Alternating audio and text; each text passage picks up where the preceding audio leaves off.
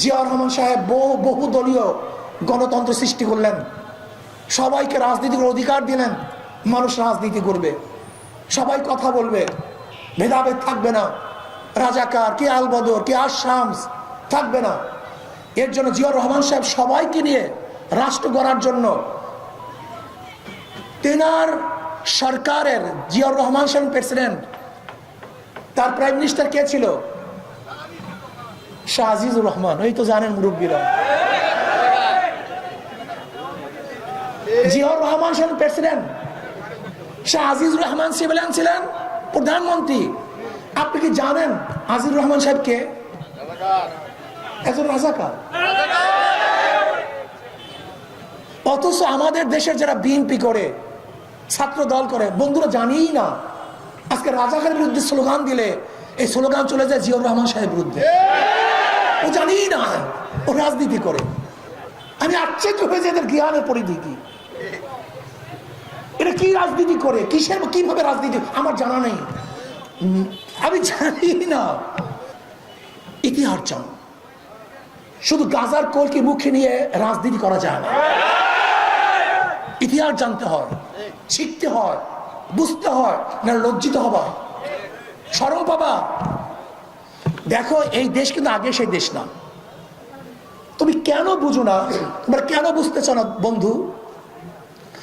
আগে একটা খবর ছাপা হয়তো ঢাকায়, ধরো যেই পত্রিকাগুলো সবচেয়ে বেশি প্রচারিত ছিল তার সার্কুলেশন কত ছিল? হয়তো 3 লক্ষ বা 2.5 লক্ষ। ঢাকায় ঘটনা ঘটতো, বাংলাদেশের বিভিন্ন জায়গায় ঘটনা ঘটতো, মানুষের দাঁড়ে পুষতো, 3 লক্ষ মানুষ পড়তো না, না পড়তো, বিশ্বাস করতো কি করতো না, একটা পরিবর্তন হতে সময় লাগতো। আর এখন আমি এই বক্তব্য দিতে আসি, 1 মিনিটের মধ্যে গোটা দুনিয়ায় বক্তব্য দেখবে। তুমি ভেবেছো সেই আগের পরিবর্তন যেরকম টাইম নিয়ে হইতো এখনো সেইভাবে পরিবর্তন হবে?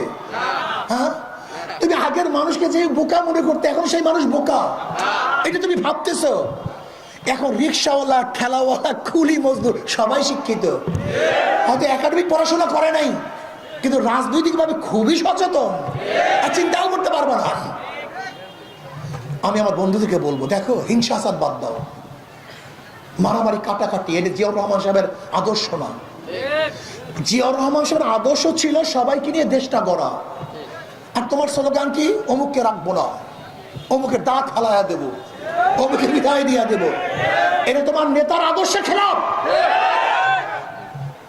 কমপক্ষে জিয়াউর রহমান সাহেবকে নিয়ে স্টাডি করো, কমপক্ষে মিনিমাম জিয়াউর রহমান সাহেবকে নিয়ে গবেষণা করো, তার বক্তব্যগুলো পড়ো, তার বক্তব্য শুনো, বক্তব্য জানো, তারপর আন্দোলন করো, তারপর রাজনীতি করো। তুমি এত বোকা হবা কেন? যারা পড়াশোনা করে তারা বোকা হবা কেন? পড়াশোনা করো, জানো তিনি কি বলতে চেয়েছেন, আদর্শ কি ছিল, রাজনীতি কি ছিল, তোমাকে জানতে হবে অবশ্যই। আমরা ভেদাভেদ করবো কেন? আমরা ভারতের বিরুদ্ধে সবাই ঐক্য, ফ্যাসিস্টের বিরুদ্ধে সবাই ঐক্য, জুলুমের বিরুদ্ধে আমরা সবাই ঐক্য, খুনিদের বিরুদ্ধে সবাই ঐক্য। এই দেশে গঠন করার জন্য আমরা সবাই ঐক্যবদ্ধভাবে কাজ করি।